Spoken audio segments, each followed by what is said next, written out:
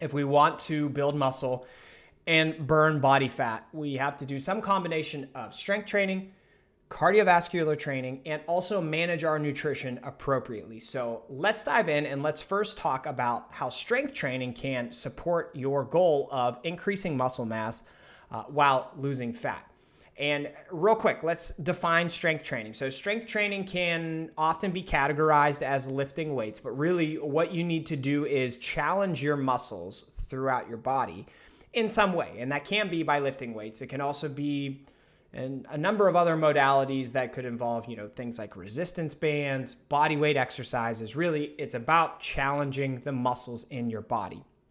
Because to build muscle, you need to challenge your body in some type of way that makes it want to respond by growing more muscle. Your body responds by adapting to stimulus from strength training. So if you're challenging it enough by doing certain exercises, like a great example is if you're squatting and it's significantly challenging, then your body, as part of the recovery process from that squat session, it's going to adapt. It's going to try to adapt and grow and build muscle so that your body can better handle that same stimulus in the future.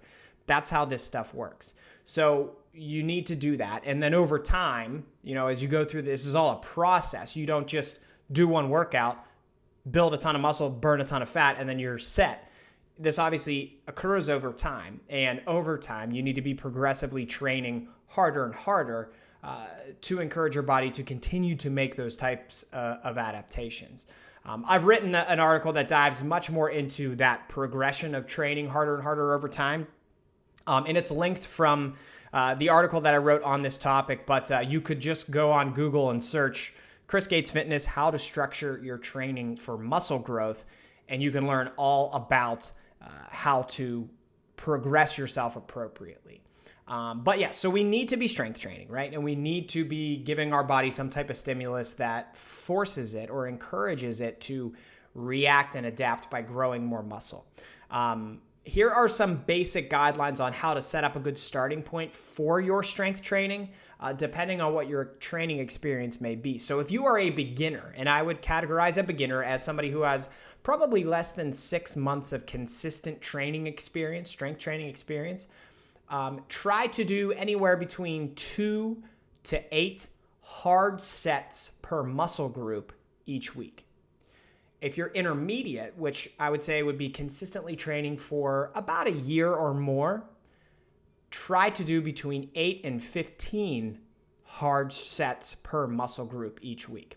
And then beyond that, if you are advanced, if you have several years of consistent strength training experience, somewhere between 10 to 20 hard sets per muscle group each week is what the research tells us where most people fall in terms of what's optimal for building muscle. And I want to define hard sets so that piece of this makes sense. Hard sets means you're truly pushing yourself. So it doesn't mean you have to go to failure on everything. In fact, I would say you should not go to failure on everything.